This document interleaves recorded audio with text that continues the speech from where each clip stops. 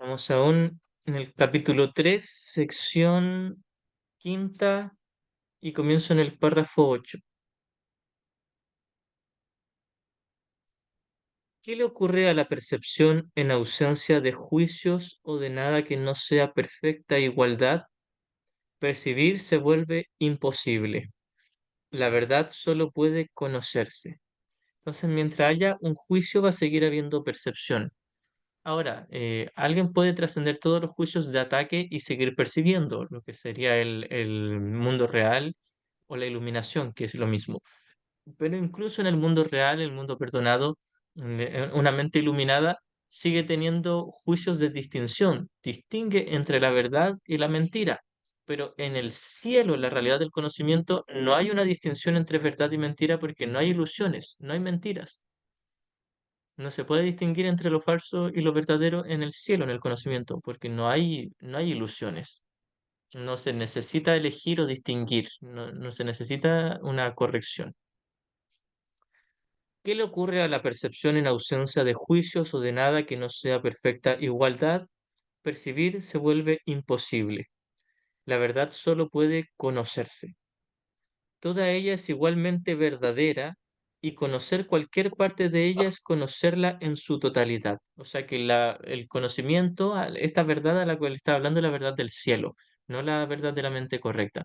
Es la verdad del cielo que trasciende la mente correcta. Entonces la verdad del cielo, todo es igual y todo es lo mismo porque no hay muchas cosas. Hay una sola cosa que es amor. Toda ella es igualmente verdadera y conocer cualquier parte de ella es conocerla en su totalidad. Únicamente la percepción entraña una conciencia parcial. El conocimiento trasciende las leyes que gobiernan la percepción porque un conocimiento parcial es imposible. El conocimiento es total, no es selectivo, es totalmente imparcial, es todo uno, es algo todo abarcante. No hay algo falso y algo verdadero como en este sueño. En este sueño tenemos un ego y un Espíritu Santo. Podemos percibir entre dos alternativas, pero en el cielo no hay alternativas.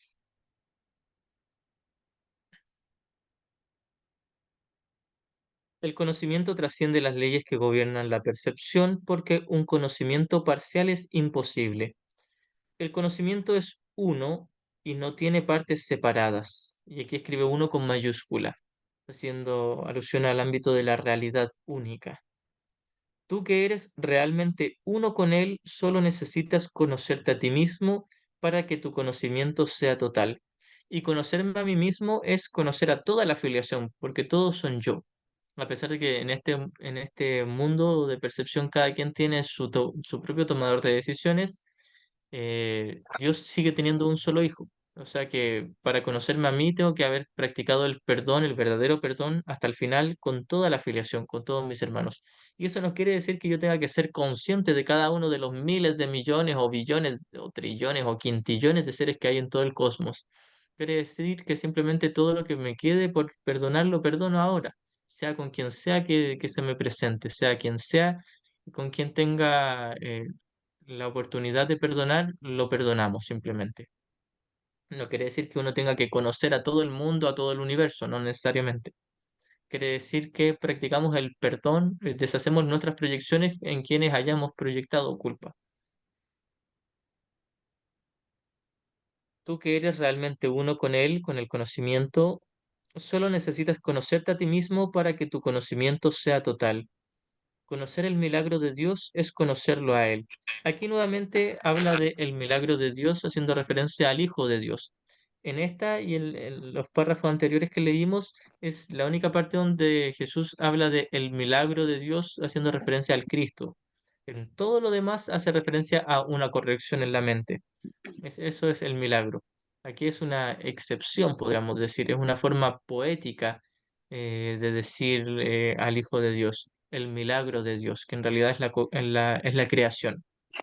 En el término usual que tiene el curso de milagro, el milagro no tiene que ver con la creación ni con el conocimiento. Pero en esta sección hace esa excepción al llamarle milagro al Cristo, al Hijo de Dios. Em, Continúo. Dice, conocer el milagro de Dios es conocerlo a Él. Es decir, conocer la creación de Dios es conocer al Padre.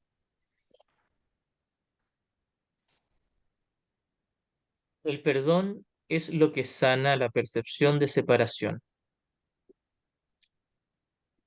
El perdón sana la percepción de separación porque el perdón deshace la culpa y la culpa es la que sostiene el especialismo, la individualidad y la separación. Cuando nos tomamos en serio la diminuta locada idea, esta idea de separación, lo primero que hicimos fue otorgarle la connotación de pecaminoso, a un pecado, según nosotros lo que hicimos. No hicimos nada, pero pensamos que hicimos algo y lo llamamos pecado. Por lo tanto, creemos ser culpables y negamos y proyectamos la culpa primero en Dios y ahora lo hacemos un Dios castigador, iracundo, cosa que no es, y es lo opuesto a la verdad, porque es un Dios de amor, nuestro Padre.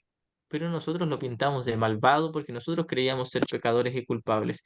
Y luego fabricamos todo un mundo donde proyectamos esta culpa, el deseo de ver culpa afuera en lugar de verla en nosotros, pero cosa de mantener la idea de separación y de especialismo. Por eso es que el perdón deshace la separación, porque al perdonar dejo de ver culpables o pecadores, dejo yo de creer que soy culpable o pecador y por lo tanto ya no tiene sustento la separación. La idea de separación solo se sustentaba con la idea de que era un pecado, pero si deja de ser un pecado y se vuelve solo un simple error, queda corregido inmediatamente y por lo tanto se deshace la ilusión de separación. Y en este caso, cuando hablamos de la ilusión de separación, no hablamos del mundo manifiesto, sino de la creencia mental, el contenido del sistema de pensamiento de separación, que de hecho es lo único que hay que deshacer. No hay que deshacer el mundo, hay que deshacer la base del mundo. Continúo. El perdón es lo único que sana la percepción de separación. Es necesario que percibas correctamente a tu hermano debido a que las mentes han elegido considerarse a sí mismas como entidades separadas. Cuando uno se toma en serio la separación, luego cree fragmentarse, cada uno de nosotros cree ser una mente individual que va por su cuenta, y esa es nuestra experiencia, ciertamente. Entonces, la manera de deshacer esta experiencia de individualidad y separación es practicando el perdón que me une con mis hermanos. Y cuando me uno a todos mis hermanos, finalmente reconozco la unicidad del Cristo y su perfecta unidad con el Padre. Es necesario que percibas correctamente a tu hermano debido a que las mentes han elegido considerarse a sí mismas como entidades separadas. El espíritu tiene absoluto conocimiento de Dios. Y aquí refuerzo una vez más la idea de que el espíritu es el Cristo. El espíritu no es el Espíritu Santo, son dos conceptos distintos, muy similares, pero corresponden a niveles distintos. El espíritu corresponde al conocimiento, el Espíritu Santo corresponde a la mente correcta. Aquí habla del conocimiento. El espíritu tiene absoluto conocimiento de Dios. En eso radica su poder milagroso. Aquí cuando habla de el poder milagroso no quiere decir que el espíritu obre milagros, o que el Hijo de Dios, a pesar de que se nos dice que el Cristo a través de nosotros obra milagros, es una metáfora. El que nace el milagro es el Espíritu Santo, que corresponde a la mente correcta o al recuerdo del amor de Dios. Pero el milagro solo se requiere en la mente dormida, no en el cielo, no en el conocimiento. El hecho de que cada uno de nosotros disponga de ese poder en su totalidad es una condición enteramente ajena al pensamiento del mundo. El hecho de reconocer que todos formamos parte intrínseca del amor de Dios, que todos somos el Santo Hijo de Dios, que todos somos uno y que todos somos uno con Dios, es un pensamiento totalmente ajeno al sistema de pensamiento del mundo, que hace referencia en realidad al sistema de pensamiento del ego. Entonces el ego no puede concebir el hecho de que todos sean uno, siempre va a creer en la separación. El mundo cree que si alguien lo tiene todo, no queda nada para los demás. Y de hecho, de eso se trata este mundo. Cada vez que alguien gana algo, otro lo tuvo que haber perdido. Esas son las leyes de este mundo, pero no son las leyes del cielo. En el cielo todo es para todos. Y eso sigue siendo una metáfora, porque no hay muchos y no hay muchas cosas que se les tenga que repartir por igual. Hay un solo Hijo de Dios y tiene todo el amor de su Padre. El mundo cree que si alguien lo tiene todo, no queda nada para los demás. Mas los milagros de Dios son tan totales como sus pensamientos porque son sus pensamientos. Es decir, los milagros provienen del amor de Dios, no son el amor de Dios, pero son el perfecto reflejo. La fuente de los milagros es el amor de Dios, es Dios. Aunque Dios no obra milagros, y cuando hablamos del milagro de Dios, una forma poética de hablar del Hijo de Dios, el Cristo, entonces lo que está queriendo decir Jesús aquí es que el milagro siempre corresponde al nivel de la mente que estás soñando, una corrección ahí. Y eso finalmente nos va a llevar al conocimiento. Mas los milagros de Dios son tan totales como sus pensamientos porque son sus pensamientos. Nuevamente está hablando del Hijo de Dios. Los milagros hace referencia a todos nosotros como los hijos de Dios, que en el cielo somos uno solo. Todos somos el Cristo en su totalidad. Mientras continúe habiendo percepción, la oración será necesaria. Es decir, mientras no hemos despertado totalmente al conocimiento, mientras percibamos, será necesaria la oración, porque la oración es el vehículo de los milagros. El conectarnos con la mente correcta es la manera de extender esta corrección, perdón, a nuestros hermanos. Mientras continúe habiendo percepción, la oración será necesaria.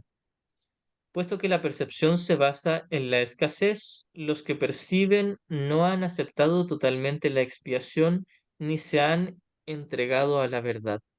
Así que todo aquel que percibe no puede experimentar el conocimiento. Para experimentar el conocimiento tiene que dejar de percibir, incluso si está en una percepción correcta. La percepción correcta es la antesala al conocimiento, pero no es lo mismo. La percepción se basa en un estado de separación. Es decir, cada quien que siga percibiendo va a seguir experimentando el sueño de separación, ya sea si está en el ego creyéndose la separación verdadera o en el Espíritu Santo sabiendo que la separación es solo una ilusión, ambos, el que está en la mente errada y el que está en la mente correcta, perciben y perciben el ámbito del mundo de la separación, solo que el que está en la mente correcta no se lo toma en serio. La percepción se Esa- basa en un estado de separación. ¿Alguien quería hablar? Hay una pregunta. Luciana dice, ¿cuál es la oración? Gracias. Ah, qué buena pregunta. Cuando hablamos de la oración o de la verdadera oración es cuando aprendemos a hacernos a un lado en silencio y dejar que la verdad sea a través de nosotros. No tiene que ver con peticiones o con súplicas, a pesar de que aquí nos habla de la oración como una petición, podríamos decir que es la petición de la corrección. Jesús nos decía en párrafos anteriores que la única oración que tiene sentido es la del perdón, es decir, orar para que se nos enseñe a mirar correctamente a nuestros hermanos, mirar a través de los ojos del perdón. Pero en realidad la verdadera oración trasciende todo tipo de petición y es simplemente una aceptación. Acepto la respuesta, acepto la corrección. Esta es la verdadera oración. Y en esta verdadera oración donde acepto la verdad en mi interior, entonces puedo ser corregido y extender el milagro que es ser un ejemplo de corrección para mis hermanos. Esta es el tipo de oración de la que se habla aquí. No tiene que ver con un rezo, una plegaria, un ruego. Tiene que ver con el silencio interior donde entro en conexión con la mente correcta. Gracias igualmente. Continúo. Mm. La percepción se basa en un estado de separación, así que todo aquel que de alguna manera percibe tiene necesidad de curación. Todo aquel que percibe tiene necesidad de curación. Primeramente habla de aquel que percibe con el ego, porque alguien que percibe con el Espíritu Santo, totalmente alguien que está iluminado, no necesita curación, pero aún así necesita que se le dé a la realidad. Entonces podríamos interpretar esta línea de dos maneras. Primero, aquellos que están en el ego, que necesitan curar su mente y pasar al Espíritu Santo, y aquellos que ya están en el Espíritu Santo o que ya están iluminados y han deshecho todo el ego, necesitan aún despertar en la perfecta unicidad del cielo, porque todavía no están en el conocimiento.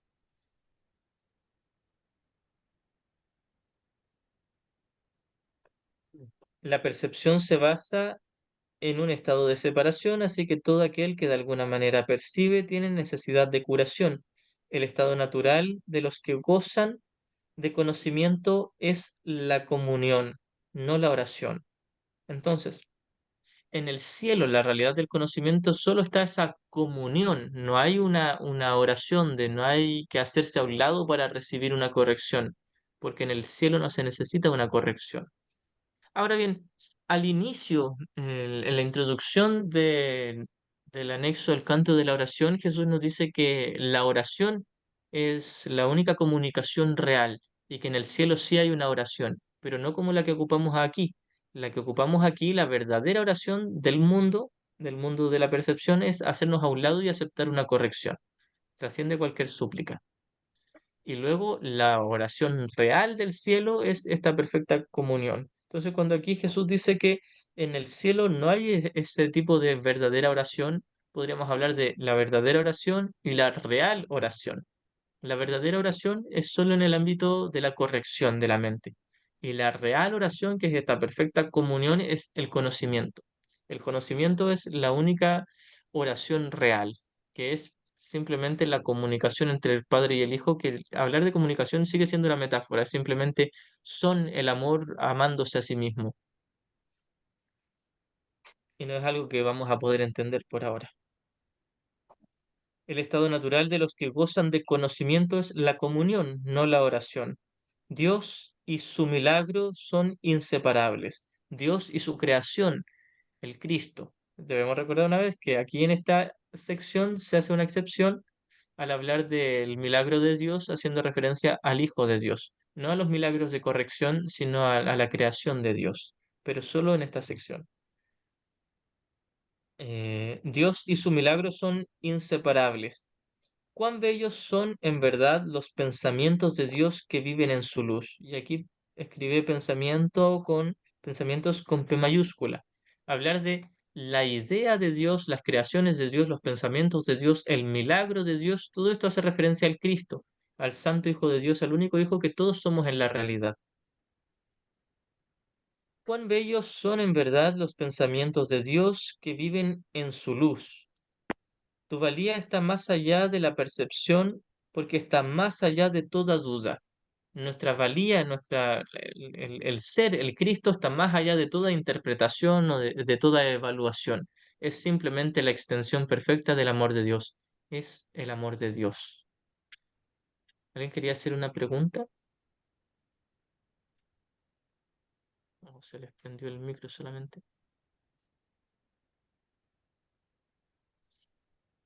Voy a silenciar por ahora. Si alguien necesita hablar, lo puede prender y hablar cuando quiera.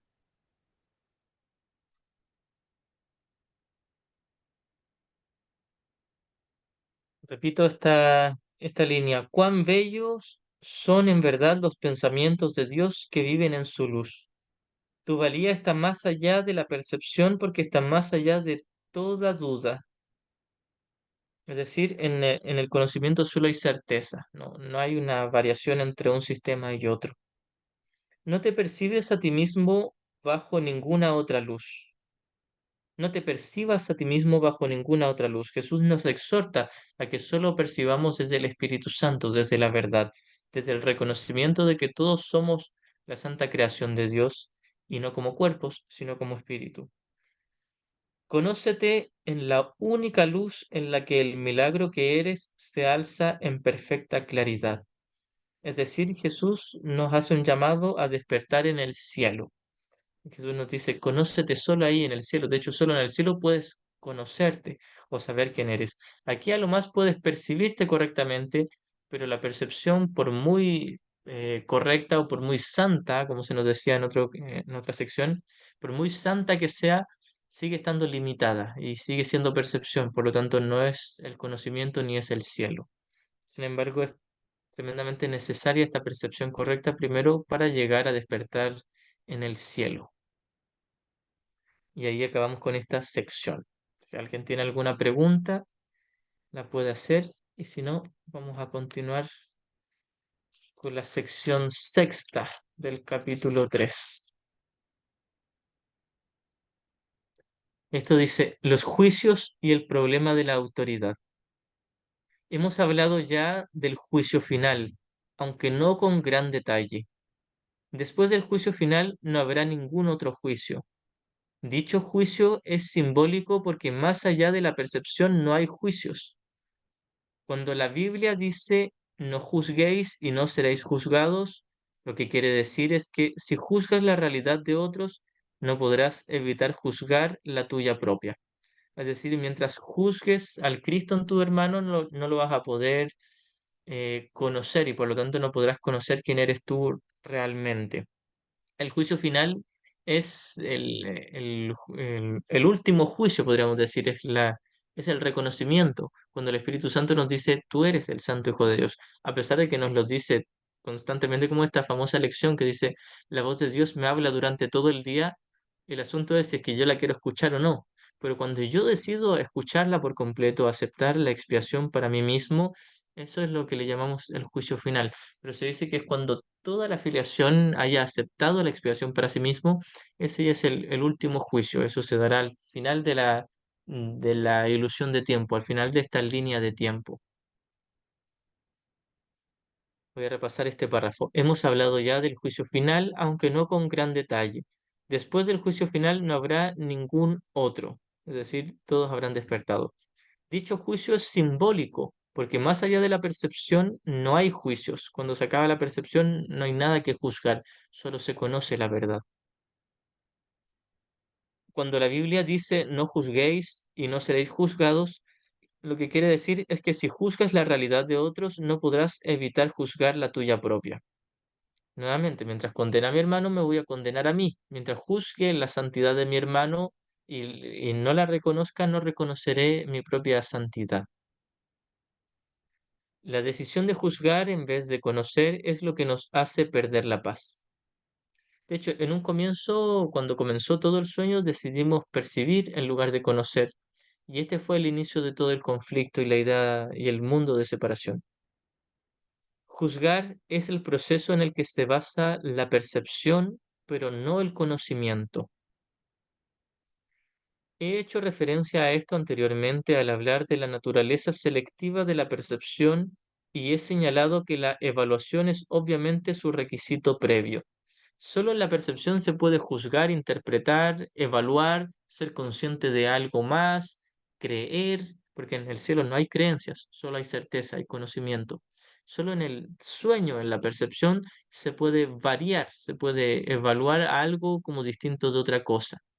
Incluso en una percepción totalmente fidedigna, una percepción verdadera o correcta, aún así normalmente hay un juicio de separar lo falso de lo verdadero, cosa que no hay en el conocimiento, porque en el conocimiento solo está la verdad. Mm.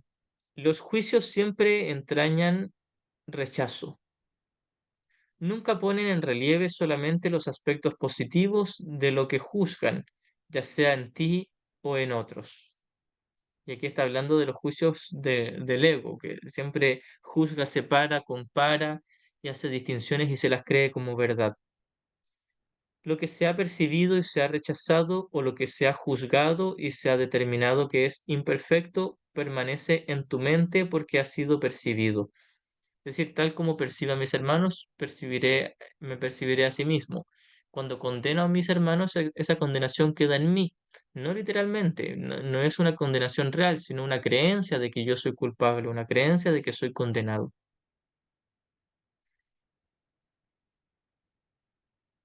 Lo que se ha percibido y se ha rechazado, o lo que se ha juzgado y se ha determinado que es imperfecto, permanece en tu mente. Entonces, cada vez que veo culpa en mis hermanos, esa culpa permanece en mí porque ha sido percibido. Esto es lo que refuerza la culpa inconsciente, juzgar y condenar. Mientras más juzgo y condeno, mientras más proyecto culpa, más alimento mi propia culpa inconsciente, la cual es una ilusión, no es real, pero yo he creído que es real y mientras más juzgue y condene, más creeré que es real secretamente, incluso si me disocio de ella. Una de las ilusiones de las que adoleces es la creencia de que los juicios que emites no tienen ningún efecto.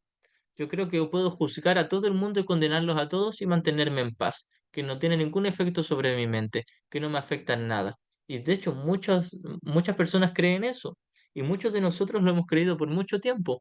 Juzgamos y condenamos y criticamos a todo el mundo y no nos interesa. Y decimos, no, yo estoy en paz, yo vivo feliz, yo hago bien las cosas, no soy como esos otros malos o culpables o pecadores, no soy como aquel que salió en las noticias, que asesinó. Yo puedo juzgar y condenar a todo el mundo y creo que eso no me puede afectar a mí. Lo cierto es que al Cristo en mí no le afecta, por supuesto. A mi verdadero ser, al ser real que soy, el Hijo de Dios, nada le afecta. Pero en mi mente sí afecto mi conciencia de la paz porque estoy eligiendo al maestro equivocado para ver a mis hermanos. Y si elijo al ego, me quedo con la emoción del ego, que es el miedo, la culpa, la sensación de separación, de soledad y vacío. Entonces yo no puedo condenar a alguien y yo sentirme en paz al mismo tiempo. Por mucho que me autoengañe y me autoengañe por mucho tiempo, no se puede tener paz en medio del conflicto. No puede haber paz y guerra al mismo tiempo. Si estoy en guerra con mis hermanos y estar en guerra es atacarles, juzgarles, condenarles, yo no puedo estar en paz. Ah, Luciana dice, ¿y que otro me juzgue tampoco debe interesarme? Exacto. Pues yo ahora intento no juzgar, pero me sé juzgada, por ejemplo, con mi pareja. Claro, Jesús fue un claro ejemplo de eso. Muchos lo juzgaron y ya conocemos más o menos la historia y a Jesús no le interesó. Esto no quiere decir que sus hermanos no le interesen. Aquel que está en la mente correcta no le interesan los juicios de sus hermanos, pero sí le interesa sus hermanos, no como cuerpos o como egos, sino como el tomador de decisiones libre que son. Entonces, alguien que está en su mente correcta le da total libertad a sus hermanos de que elijan al maestro que quieran. Si quieren estar en el ego o en el Espíritu Santo, les da lo mismo. ¿Por qué? Porque Jesús nos dice que todo lo que hagan nuestros hermanos se divide en dos opciones. O están dando amor o están pidiendo amor. Si están en el Espíritu Santo, están dando amor. Si están en el ego, están pidiendo amor. Por lo tanto, suscitan la misma respuesta, el amor, que en realidad, a manera práctica, es el perdón o el milagro. Lo único que necesitan es nuestro milagro, nuestro perdón. Así que da lo mismo si mi hermano está en la mente errada o en la mente correcta, eso no puede afectar mi mente. Soy yo libre de elegir si quiero yo estar en la mente errada o en la mente correcta. Por mucho que tenga pruebas y testigos de no, es que todos a mi alrededor me juzgan y me condenan y no me dejan ser feliz, yo podría ser feliz. El asunto es que no me gusta la felicidad y prefiero ser la víctima. Y esto nos pasa a todos. La idea es mirar tranquilamente esto sin justificarlo y sin condenarnos. Es solo un error. Reconocer, hay otra manera de ver esto. No tengo cómo controlar los pensamientos de mis hermanos, pero sí los míos. Ya, continúo. Em, una de las ilusiones de las que adoleces es la creencia de que los juicios que emites no tienen ningún efecto. Gracias igualmente. Esto no puede ser verdad a menos que también creas que aquello contra lo que juzgas no existe. Es decir, por mucho que yo juzgue y crea que, y cuando hablamos en este ámbito de juicios, hablamos de juicios de condenación, de ataque. Mientras yo siga condenando y me autoengañe como que mis pensamientos de ataque no me afectan a mí, sí me afectan a mí en realidad. Y nos dice Jesús, esto podría ser cierto, que tú juzgues y que no te afecte siempre y cuando estés convencido de lo que estás juzgando no es verdad. Si tienes total claridad de que lo que ves son ilusiones, que las formas y el mundo son ilusiones, claro, tus juicios no te afectarían si tuvieses esa claridad. Esto no puede ser verdad a menos que también creas que aquello contra lo que juzgas no existe. Obviamente no crees esto, pues de lo contrario no lo habrías juzgado. No juzgaría los cuerpos, los comportamientos, las conductas, los sucesos en el mundo si no creyese que son reales. No los condenaría ni los atacaría si supiera que son ilusiones. Entonces Jesús nos dice, mientras juzgues y condenes al mundo, mientras ataques, te estarás atacando a ti mismo. Y ahora, tus ataques hacia afuera, tus juicios hacia afuera no tendrían ningún efecto sobre tu paz a menos que entendieras que son ilusiones. Pero si reconocieras que son ilusiones, no las atacarías. Y verías solo el Cristo en tus hermanos, pasarías por alto las ilusiones y te quedarías con la verdad de ellos. Obviamente no crees esto, pues de lo contrario no lo habrías juzgado. En última instancia, no importa si tus juicios son acertados o no, puesto que en cualquier caso estás depositando tu fe en lo irreal. Muchas veces uno dice, no, si yo estoy solo diciendo la verdad, son hechos concretos, tengo pruebas y testigos. Y Jesús nos dice, aún así no conoces la verdad.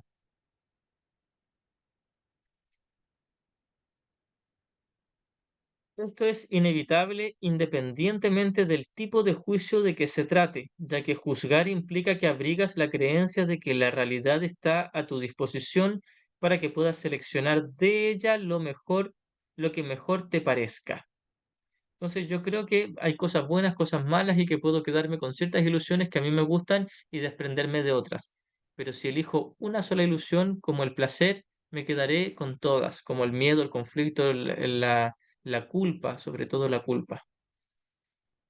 Voy a retomar estas líneas. Esto es inevitable independientemente del tipo de juicio de que se trate, ya que juzgar implica que abrigas la creencia de que la realidad está a tu disposición para que puedas seleccionar de ella lo que mejor te parezca.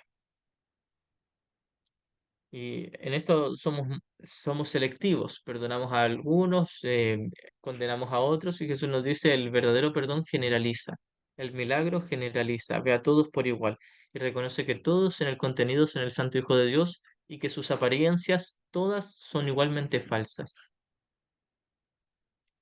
No tienes idea del tremendo alivio y de la profunda paz que resultan de estar con tus hermanos o contigo mismo sin emitir ningún juicio de ninguna clase. Esta línea es muy linda, hace referencia al instante santo.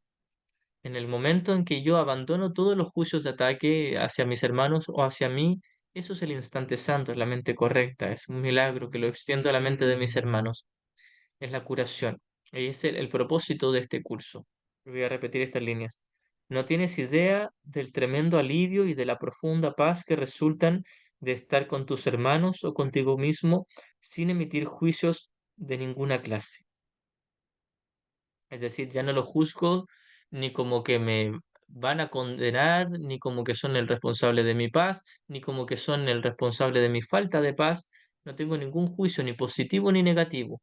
Solo permito que el juicio del Espíritu Santo sea el cual me dice, tu hermano es el Cristo, el Santo Hijo de Dios. Ese único juicio permito en mi mente. He abandonado todos mis juicios, los juicios del ego, y me he quedado con el del Espíritu Santo. Y ahí se experimenta esta profunda paz y alivio. Cuando reconozcas lo que eres y lo que tus hermanos son, te darás cuenta de que juzgarlos de cualquier forma que sea no tiene sentido. De hecho, pierdes el significado de lo que ellos son precisamente porque los juzgas. Cuando abandone todos mis juicios, recién podré conocer que son mis hermanos. Podré despertar en el cielo y saber que todos somos un solo Cristo. Toda incertidumbre procede de la creencia de que es imprescindible juzgar. Mientras yo crea que es necesario juzgar, todavía no tendré total certeza. No tienes que juzgar para organizar tu vida y definitivamente no tienes que hacerlo para organizarte a ti mismo. Recordemos que en este contexto estamos hablando de los juicios de ataque, de condenación, de juzgar como culpables o de juzgar como nuestros salvadores a las figuras del sueño.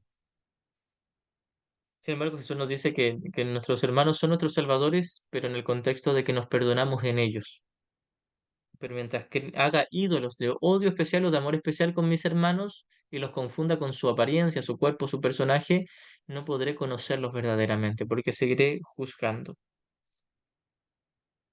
No tienes que juzgar para organizar tu vida y definitivamente no tienes que hacerlo para organizarte a ti mismo. Esto no quiere decir que no pueda organizarme en el mundo, quiere decir que puedo hacerlo sin el ego.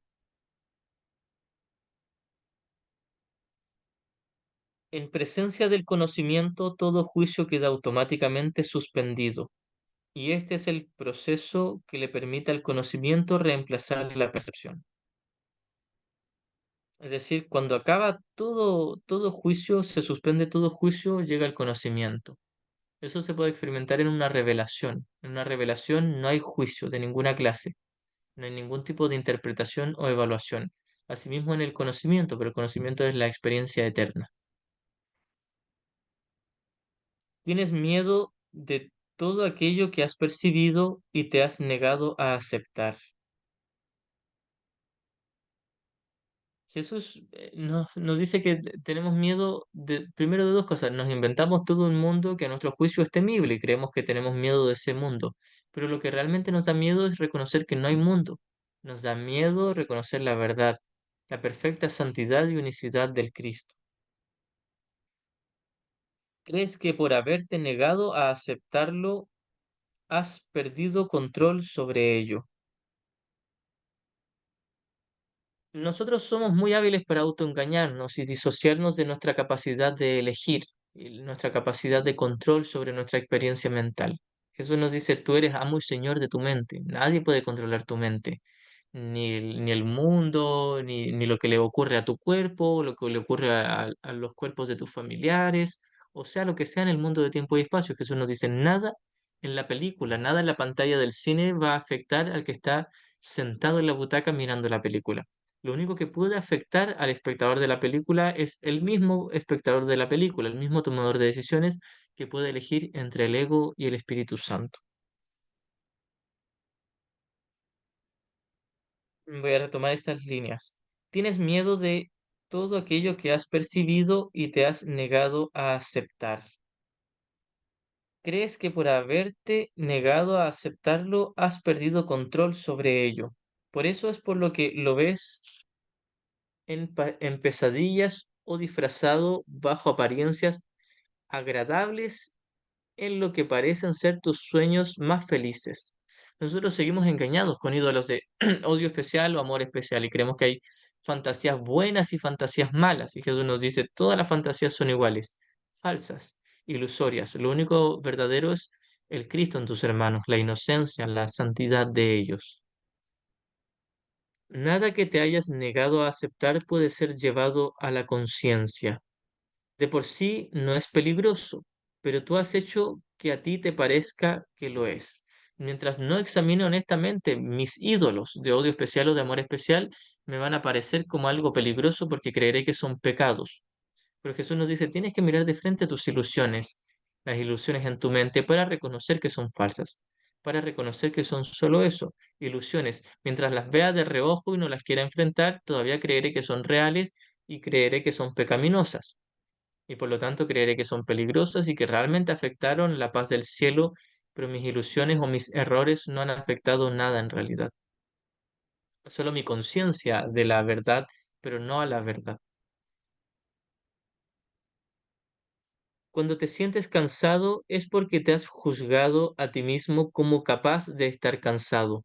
Y no está hablando del cuerpo, sino de la mente. Cuando te ríes de alguien es porque lo has juzgado como poco valioso, ya que habla de la burla, del juicio de ataque. Lo hemos juzgado como poco valioso. Cuando te ríes de ti mismo, no puedes por menos que reírte de los demás, aunque solo sea porque no puedes tolerar la idea de ser menos que ellos. Es decir, cada vez que me juzgo y me condeno a mí, inevitablemente lo proyectaré en mis hermanos de alguna manera. Aunque sea por envidia, porque creo que ellos son mejores que yo, les voy a condenar igual. Entonces, Jesús nos dice, da lo mismo si juzgas, condenas a tu hermano o a ti, estás condenando a todos por igual porque Dios tiene un solo hijo. El juicio que tiene sobre un hijo lo tiene sobre todos.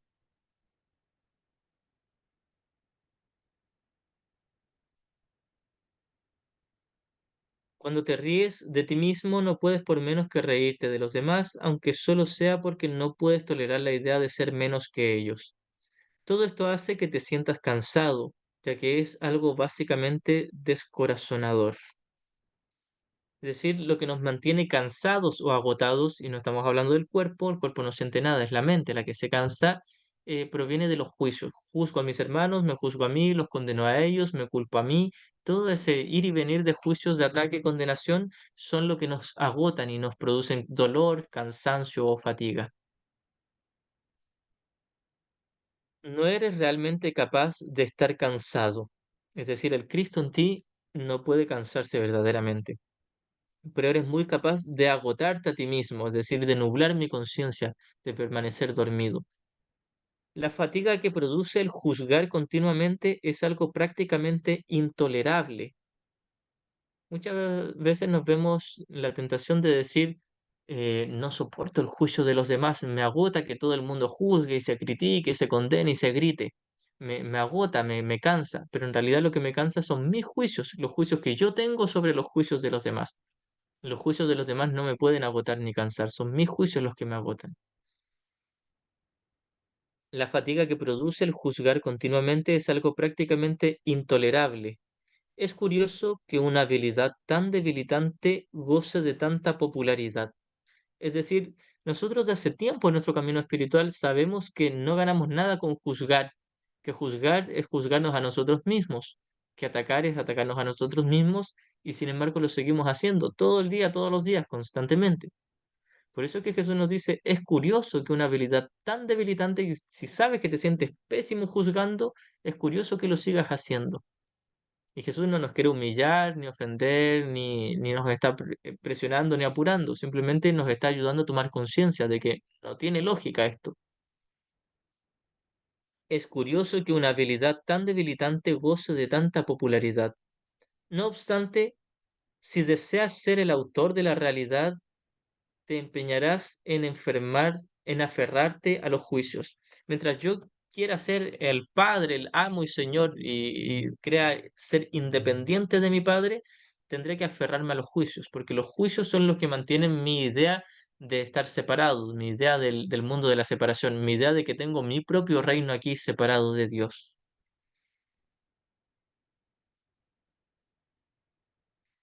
No obstante, si deseas ser el autor de la realidad, te empeñarás en aferrarte a los juicios. También les tendrás miedo al creer que algún día serán usados contra ti. Por eso es que todos los que juzgan se sienten culpables, no solo porque están reforzando la misma culpa inicial, sino porque creerán que estos juicios se les devolverán.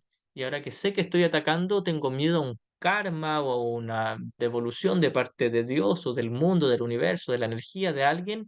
Y creo, en algún nivel, si me tomo en serio mis juicios de ataque, creeré que se me van a devolver. Por lo tanto, todo aquel que juzga y condena tiene miedo, porque tiene miedo de que se le vaya a juzgar y a condenar a él. También les tendrás miedo al creer que algún día serán usados contra ti. Sin embargo, esta creencia solo puede existir en la medida en que creas en la eficacia de los juicios como un arma para defender tu autoridad. Mientras yo crea que mis juicios están justificados y que son valiosos, seguiré sintiéndome culpable y tendré miedo a que a mí se me juzgue también. Dios ofrece únicamente misericordia. Tus palabras deben reflejar solo misericordia, porque eso es lo que has recibido y eso es lo que deberías dar. No debemos tomar esta línea literal. Es preciosa, pero no se debe tomar literal porque habla de palabras y el asunto no está en la forma.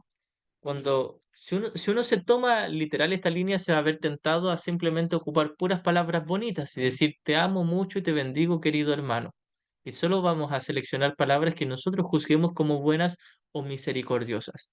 El problema no está en las palabras. Las palabras no existen, son ilusiones. Son símbolos de símbolos, por lo tanto doblemente alejadas de la realidad. Y como se nos dice en esa misma pregunta del manual de esta cita, Jesús nos dice, comienza con la pregunta, ¿qué función cumplen, qué papel cumplen las palabras en el proceso de curación? En la pregunta 21 del manual, y comienza diciendo, estrictamente hablando, ninguna. Es decir, Jesús nos dice, mira, te soy honesto, hermanito, tus palabras no cumplen ninguna función, así que no te estoy pidiendo que cambies tus palabras, estoy pidiendo que cambies tu mentalidad, que aceptes la palabra que se escribe con mayúscula y hace referencia al contenido de paz del Espíritu Santo. No son palabras literales. Tus palabras deben reflejar solo misericordia porque eso es lo que has recibido y eso es lo que deberías dar. Y aquí hace, nuevamente, es una metáfora, no son mis palabras verbales, es el mensaje que yo doy, es el perdón que yo doy. La justicia es un expediente temporal o un intento de enseñarte el significado de la misericordia. Jesús nos dice que la única justicia verdadera en este mundo es reconocer la inocencia de mis hermanos. El perdón es la única justicia y es el verdadero perdón. La justicia es un expediente temporal o un intento de enseñarte el significado de la misericordia. En secciones anteriores hablamos de la caridad, aquí hablamos de la misericordia. Nada de esto tiene que ver con la conducta, tiene que ver con un pensamiento. El milagro, la caridad, la misericordia, la bondad o el amor con A minúscula son todo lo mismo. Es un pensamiento de perdón, es un pensamiento correctivo, un pensamiento de paz en nuestra mente.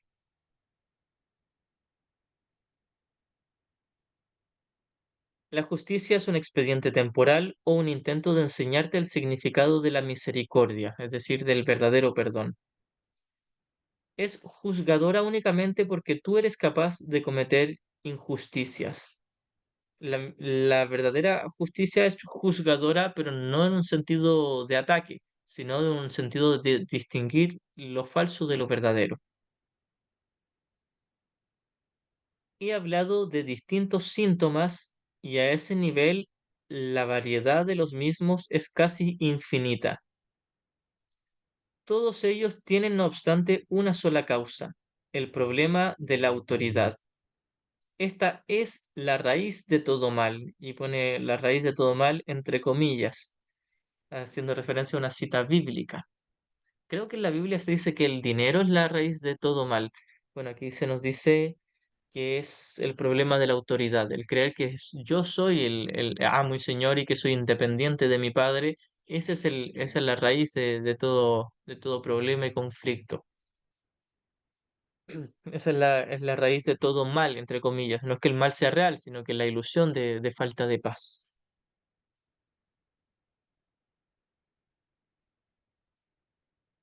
Cada síntoma que el ego inventa es una contradicción debido a que la mente está dividida entre el ego y el Espíritu Santo. Debido a que la mente está dividida entre el ego y el Espíritu Santo, de tal modo que cualquier cosa que el ego haga es parcial y contradictoria. Nuevamente, desde el ego podemos proyectar el problema hacia el cuerpo, pero por mucho que proyectemos el problema no está en el cuerpo. Porque si uno se toma literales estas líneas, podría prestarse a la confusión de creer que ahora el problema está en el cuerpo y que el cuerpo es real. El cuerpo no es real, es ilusorio. Y los síntomas que pueda uno tener, ya sea como síntomas físicos o problemas económicos o cualquier situación en el mundo, no es el problema. Puede ser un reflejo del problema o puede que no también. Puede que alguien esté muy pobre y esté iluminado y en perfecta paz, o alguien que tenga su cuerpo muy enfermo y esté iluminado en perfecta paz. Así que decimos, puede ser y puede que no. De todos modos, todo síntoma en el nivel del cuerpo o del mundo es neutro. Así que el problema no está ahí. El único problema realmente es haber elegido al ego y la única solución es elegir al Espíritu Santo. Continúo. Cada síntoma que el ego inventa es una contradicción debido a que la mente está dividida entre el ego y el Espíritu Santo, de tal modo que cualquier cosa que el ego haga es parcial y contradictoria. Entonces, el ego nunca tiene certeza. Todo lo que hace el ego es, me puede favorecer o me puede perjudicar, y de todo hace un ídolo de amor especial y de odio especial y un arma de doble filo. No así el Espíritu Santo. El Espíritu Santo tiene una sola respuesta y una sola visión. Con el ego tengo dolor y placer y ambos son lo mismo, pero con el Espíritu Santo solo tengo paz. Esta posición insostenible es el resultado del problema de la autoridad, que al aceptar como premisa el único pensamiento inconcebible, solo puede producir ideas que a su vez son inconcebibles. Es decir, ya nuestro sistema de pensamiento está basado en, en la premisa de que hubo una separación real y que es pecaminosa. Y todo lo que decidamos creer de ahí en adelante está basada en esta creencia inicial que es insostenible, que es imposible, que es una mentira. Entonces, el sistema de pensamiento del ego puede estar muy ingeniosamente armado y muy concordante dentro de sí mismo, pero está basado en una mentira. Por lo tanto, todo para arriba en la torre del ego es una mentira. Los cimientos son falsos, toda la construcción es falsa. Los cimientos del sistema de pensamiento del ego son una mentira, es la separación. Y la separación nunca ocurrió. Y esto es lo que nos está intentando enseñar Jesús en su curso. Esto es lo que nos enseña el Espíritu Santo. Y esto es de lo que se trata el principio de la expiación, que es la corrección total. La separación nunca ocurrió. Cualquier creencia que yo tenga que esté basada en separación, el resultado es el conflicto, la falta de paz. Por eso es que he recalcado muchas veces que yo no puedo creerme alguien individual y amar al mundo y ser feliz. Yo no puedo creer que mi hermano está separado de mí y amarle o realmente perdonarle. Si yo creo que es alguien separado de mí, le estoy odiando. Por mucho que yo diga, no, si nos llevamos muy bien, si creo en la separación, le estoy odiando. Continúo. El problema de la autoridad es en realidad una cuestión de autoría. Cuando tienes un problema de autoridad es siempre porque crees ser tu propio autor y proyectas ese engaño sobre los demás. Percibes entonces la situación como una en la que los demás están literalmente luchando contigo para arrebatarte la autoría. Es decir, primero, yo tuve todos como un solo hijo dormidos, como un solo hijo dormido, tuvimos el deseo de ser especial. En alguna parte Jesús nos dice que el Hijo de Dios pidió un deseo especial a su Padre, el de ser independiente, separado, crear separado de él. También se dice que este deseo era que su Padre lo amara con un amor especial, como alguien separado. Lo que esperaba el Hijo es que el Padre le dijera, ah, bien, yo te voy a amar como alguien separado de mí y te voy a dar algo a ti por allá que estás separado de mí. Y el padre le dijo, no puedo, tú estás en mi interior, tú eres parte de mí, eres mi perfecta extensión y no hay una parte donde yo termine y tú comiences como algo separado. Somos un solo ser. Por lo tanto, no puedo cumplirte tu capricho de estar separado, de ser especial. Y entonces el hijo entró en una pataleta y dijo, no, yo quiero las cosas así como yo quiero, y cayó en un sueño de separación donde ahora él es su propio autor y no Dios. Pero por supuesto, es solo un sueño, no es verdad. Y todo este mundo se basa en que nosotros somos nuestro propio autor. Incluso si después nos engañamos con que Dios nos creó y nos creó como cuerpos e hizo este universo o este mundo, aún así la creencia subyacente a todo eso es que yo me creé a mí mismo o que soy independiente de Dios y que hice mi propio mundo con juegos de azar y mujerzuelas, como dice Bender de Futurama. Hice mi propio mundo a mi gusto, con lo que yo quería, con mis caprichos, y ya no dependo de Dios, mi padre, que mi padre se pudra ahí en su cielo porque no me cumplió mi capricho y no me dejó hacer lo que yo quería, y ahora mírame Dios, logré lo que quería. Esto es lo que todos intentamos hacer. De hecho, todos intentamos demostrarle a nuestros padres que mira, me surgí, no soy tan tonto como tú esperabas, no soy tan tonto como tú creías, soy mejor que tú. Todos esperamos hacer eso, abierta o secretamente queremos hacer eso con nuestros padres, demostrar que somos mejores que ellos. Mírame, tú me golpeabas cuando yo era pequeño, ahora mira, yo tengo a mis hijos y no les golpeo tanto, pero no les golpeo como tú me golpeabas.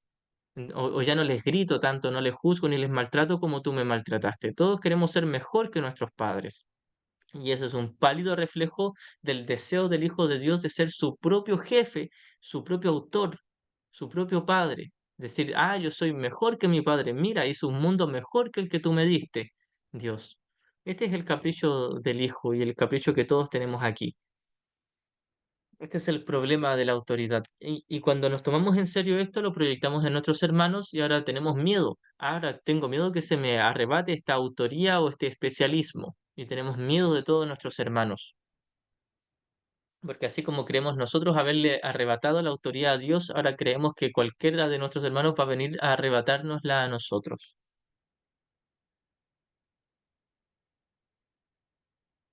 El problema de la autoridad es en realidad una cuestión de autoría. Cuando tienes un problema de autoridad es siempre porque crees ser tu propio autor y proyectas ese engaño sobre los demás. Percibes entonces la situación como una en la que los demás están literalmente luchando contigo para arrebatarte tu autoría. Este es el error fundamental de todos aquellos que creen haber usurpado el poder de Dios. Todo aquel que cree estar separado de Dios va a tener miedo, miedo a que se le arrebate ese supuesto poder a él también. Esta creencia les resulta aterradora, pero a Dios ni siquiera le inquieta. Es decir, aquel que se tomó en serio la separación tiene miedo, mucho miedo, vive en un constante miedo, pero a Dios no le preocupa. porque él sabe que su hijo nunca se separó de él. Él está deseoso, no obstante, de erradicar esa locura, no como un castigo para sus hijos, sino solo porque sabe que les produce infelicidad. Dios no nos quiere arrebatar nuestro mundo, solo quiere que logremos despertar del sueño, porque sabe que nuestro sueño de separación nunca nos hizo felices. Las creaciones de Dios disponen de la verdad, de la verdadera autoría. En el cielo compartimos la autoría de Dios. Mas tú prefieres permanecer anónimo cuando eliges separarte de tu autor. Es decir, prefiero permanecer anónimo cuando quiero separarme de Dios. Cuando elijo ser un ego, un yo especial, alguien individual, me mantengo en el anonimato. No, he olvidado, no tengo certeza de quién soy. Perdí mi identificación real. La perdí de vista. No es que el Cristo en mí la haya perdido. El ser en mí sigue siendo el Hijo de Dios, pero yo perdí de vista quién realmente soy. Al no tener certeza con respecto a tu verdadera autoría, crees que tu creación fue anónima. Esto te pone en una situación en la que lo único que parece tener sentido es creer que tú te creaste a ti mismo. Es decir, olvido que Dios me creó como espíritu y ahora creo que mi verdadero ser nadie lo creó. Entonces creo que mi realidad es una ilusión. Esto te pone en una situación en la que lo único que parece tener sentido es creer que tú te creaste a ti mismo. La disputa acerca de tu autoría ha dejado a tu mente en tal estado de incertidumbre que ésta puede incluso llegar a dudar de que tú realmente existas. Entonces estoy tan confundido a si Dios me creó, yo me creé, no tengo ninguna certeza, que incluso dudo de si realmente existo, si realmente mi mente existe. Esa es la duda que tenemos. Bien. Si alguien tiene alguna pregunta, que hable ahora Sí, o que calle hasta el lunes. cayó para siempre. Sí, hermanito Guillermo. Una duda que me viene, ¿existe el juicio desde el Espíritu Santo? Esto del sano juicio, porque en otras espiritualidades tengo esto metido del sano juicio. Bueno, eso quería saber, juicio desde el Espíritu Santo, ¿se da? ¿Existe? ¿Cómo? Y hay un juicio del Espíritu Santo, pero es totalmente benévolo y misericordioso. El juicio del Espíritu Santo es, tú eres santo como tu Padre, sigue siendo tal como tu Padre te creó. Ese es el único juicio, no es un juicio de ataque, es un juicio que despeja las ilusiones. Es un juicio que dice, las mentiras son mentiras y solo la verdad es verdad. Y no ataca ni condena las mentiras, simplemente no las toma en cuenta. Ese es el juicio del Espíritu Santo. Ah, ya, sí se puede explicar. Gracias, sí, me Gracias quitaste la igualmente, duda. porque por lo general se habla de juicios haciendo referencia a ataques, pero el juicio del ego no, o sea, el del Espíritu Santo no ataca, solo los del ego atacan. Ya pues, entonces vamos a dejar hasta aquí esta sesión y nos encontramos el lunes. Seguimos con esta lectura. Probablemente haga una clase con algún tema específico el domingo, pero voy a estar avisando con anticipación si la hago el domingo. Eso pues. Muchas gracias, buenas noches y bendiciones. Gracias, hermanito. Bien. Gracias.